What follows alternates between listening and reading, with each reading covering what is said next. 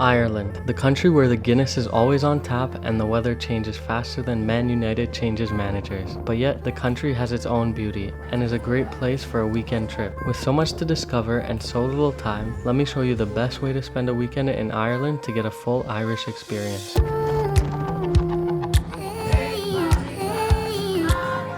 We've landed now in Ireland. Of course it's raining, classic Irish experience, but we're at the Dublin airport now. There's actually no trains to get to the center of the city, so we're taking an express bus. It costs 16 euros for a round trip ticket.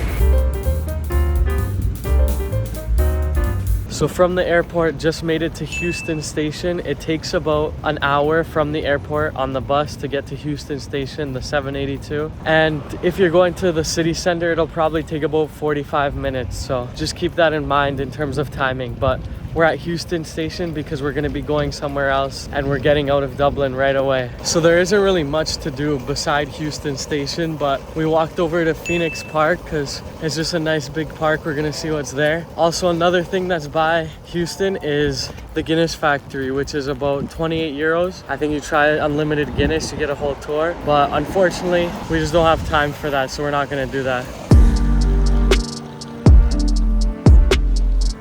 One thing I love is all the signs are still written in Irish, so I don't know how many people actually speak the language because everyone's speaking in English, but all the signs are still in Irish. And now we're getting on the train to Galway with my pretty little Galway girl.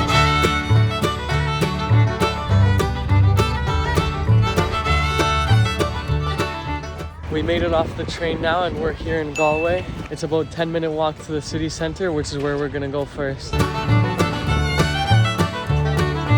Walking down the main street here now, Shop Street. Aside from how windy it is, it's also pretty busy, but it's a really beautiful street.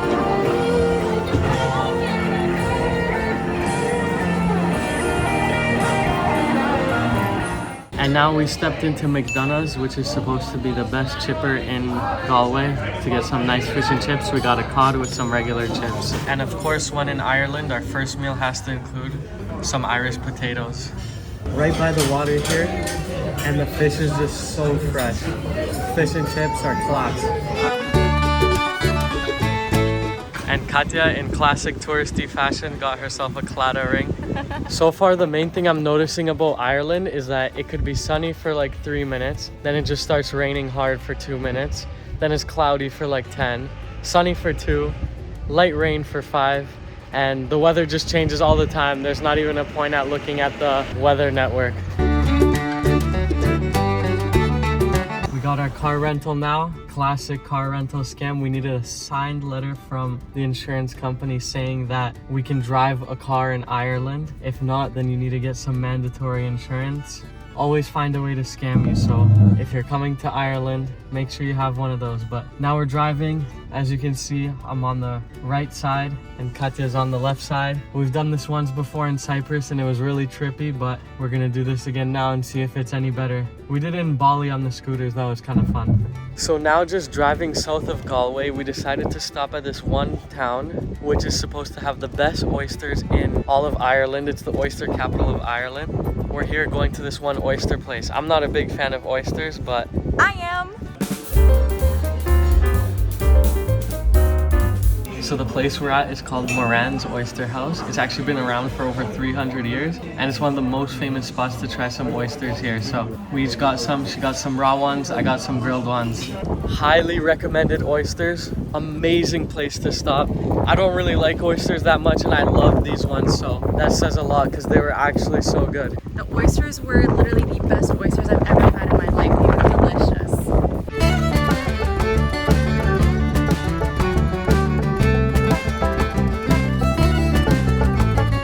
Now we drove down again and we're in a town called Kinvarra. It's honestly just so nice going to these little towns, but this is the last town of the day. It's a really beautiful town actually. I just love stopping into these little towns and just exploring. They're all really nice. We've walked around this town for a while now. Beautiful town, but we're gonna stop in for some dinner at Connolly's. So from here we got a seafood chowder soup, which is supposed to be the best thing to get here. And it came to our table and it already smells so delicious. Such a delicious clam chowder. Really highly recommend. It is so packed with fish. It's so delicious. and it's a pretty good price too, 11 euros. And now we're gonna go grab a Guinness at a place called Greens just across the street. And this is where someone who's from Galway that I work with told me is the best pint of Guinness in all of Galway area. That was definitely a great pint of Guinness, and honestly that place is so nice. It's just so local, a bunch of locals here. Just this whole town is a very local town. It's so cool to just walk around and everyone just kind of knows each other. Everyone's from this town, so it was nice. They were kind of excited to see the tourists here. This is the type of stuff I love when I travel, just going into the local places, and there's no better way we could have done this. Yeah, it was so homey. You just felt like you belonged in the town. It was really nice. It's an early morning because we're waking up to go see one of Ireland's most famous sites on this side of the country. It's about an hour drive from where we are, so let's get there.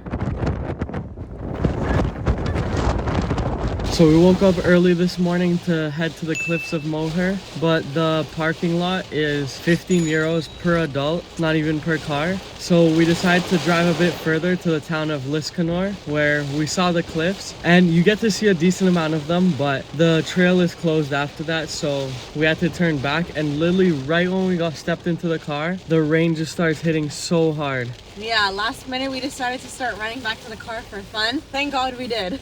Yeah. We stopped in a mini little town called Doolin on our way back, and we're gonna go to a place called Fitz's Pub to get an Irish breakfast.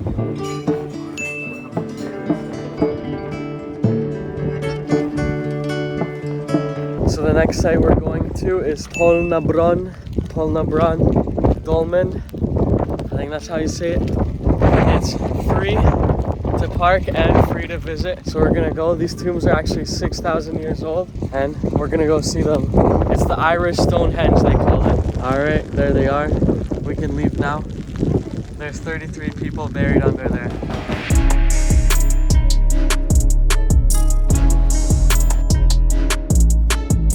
We're now back in Dublin, and we just checked into our place, and we're going out for a nice night out in Temple Bar. Temple Bar.